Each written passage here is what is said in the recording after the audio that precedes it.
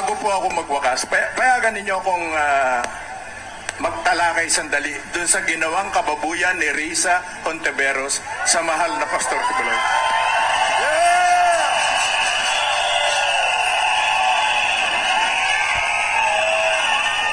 Sino po ba? Kilala ba ninyo si Risa Hontiveros? Risa! Kilala ko siya. Kilala ko siya. Kilala ko si Risa Hontiveros. At ang isang issue na nais kong erase dito, yung ginagawa niyang pambababoy kay Pastor Kibuloy sa Senado na walang kalaban-laban, ang hinarap ay mga nakamaskara na challenge ng mga napanood ko na mga ilang mga kabataan at mga kasapi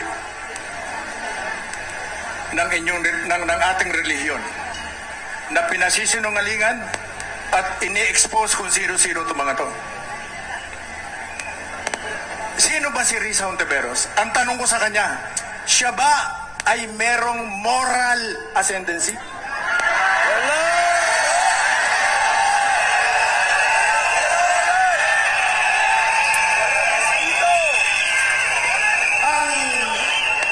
Bawal ang makiapid sa hindi mo asawa.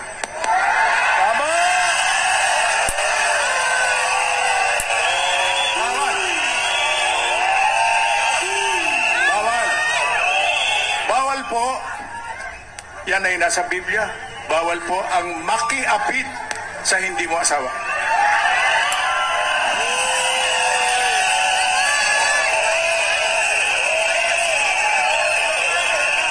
Senator Risa, I hate to do this. Subalit, ikaw ba'y naging makatarungan?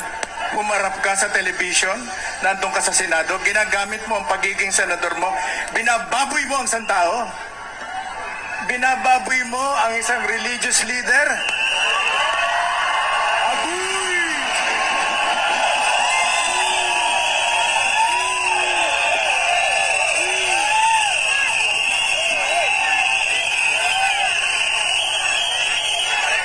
Inuulit-ulit mo, inaakusahan mo, sinintensyahan mo na sa mga interview, napapanood kita. Sinasabi mo talaga na si Pastor Kibuloy ay rapist, nang-aabuso, magnanakaw, etc. Bakit? Sino ka? Gusto kong itanong sa kanya to. Jack na nanonood siya 100%. Bakit? Bakit? Ayaw akong tawaging Senator Risa. Bakit Risa Hontiveros? Bakit? Mas malinis ka ba kay Pastor Kibuloy? Bakit kinakailangan babuyin mo, salbahihin mo, alipustain mo? Binaboy mo si Pastor Kibuloy. Napanood kita. Bakit? Bakit kinakailangan mong gawin yan kung nangangarap kang maging vice presidente o presidente? May iba pa bang dahilan? May iba pa bang dahilan? Ngayon, mag-isip kayo. Uulitin ko yung tanong. Ano ang moral na karapatan mo para mag-akusa ka, magsalita ka ng kababuyan sa isang religious leader na katulad ni Pastor Kibuloy? Bakit? Eto magbabanggit ako ng mga pangalan sapagkat kilala ninyo si Risa Hontiveros.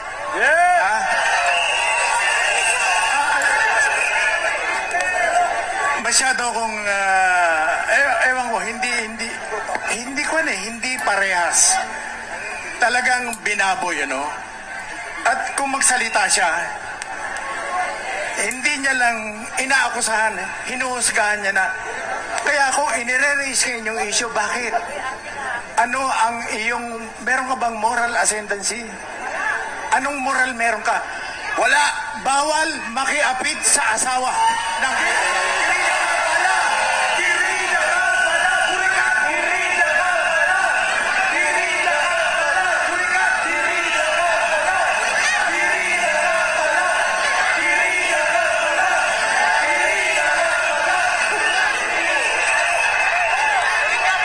Risa Hontiveros ay kabilang dun sa tinatawag na yung mga nagpapanggap mga left of center, yung mga nagkakali-kaliwaan. Ito mga SOCDEM na tinatawag, no? Nung magkaroon po ng split sa Communist Party of the Philippines, ang nagkaroon ng tinatawag na RJ, yung mga rejectionists. Ito yung mga nanalig ng gusto kay Jose Maria Cis. Ito yung mga rejectionists, ito yung mga lumaban. Sa kabilang panig naman ay yung mga tinatawag na RA, yung reaffirmists.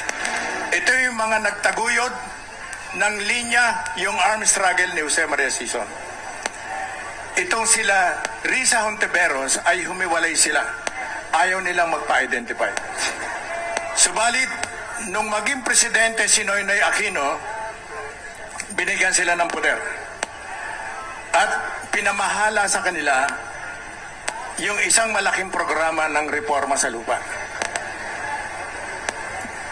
Ang akbayan na pinamumunuan niyang grupo nila Risa Hontiveros ay tinreten niyan na papatayin ni Jose Maria Sison. Nagkagulo sila. At ang karamihan sa kanila ay lumapit sa amin. Isa ako sa nilapitan. Humihingi ng proteksyon. Ngayon, anong ginagawa niya? Nakikipaghimuran siya ng tumbong doon sa 3 kriminal sa Kongreso.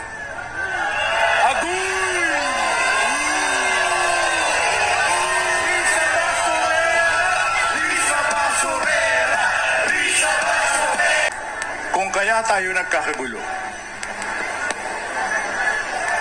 sila ang lumikha nito. Masyado nilang minaliit, binaboy, ginago ang sambayanan. Yes! Yung ginawa ni Risa Hontiveros na pambabastos sa katauhan, yung pambababoy na ginawa niya kay Pastor Kibuloy sa pamamagitan ng mga peking witnesses na mga walang muka, nakatakip ang muka.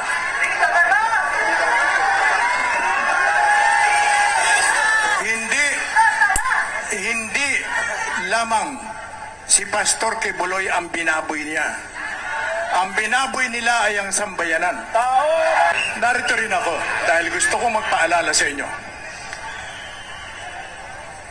na pinag-aaway-away tayo ng mga komunista at ang paniwala nila ay nagtatagumpay sila. Sila Risa Hontiveros ay maliwanag na tumataya, sumusugal. Kahit na alam nilang malaki ang panganib na kung ang magtatagumpay ay ang CPP, NPA at NDF. At narito rin ako, gusto ko ipaalala sa ating lahat na ang kalaban ay ang kilusang komunismo. Hindi natin papayagan na lumala pa yan. Yes! Tama nga! Yan din ang itinuro sa atin ni Pastor Kibuloy. Diyan namin siya nakilala. Diyan kami nagkalapit-lapit na yan. Sa nagkakaisang pananaw, sa nagkakaisang landasin, naputulin na, patigilin na, ibagsak na, lipulin na ang mga kampon ni Satanas na ang mga komunista dito sa Pilipinas.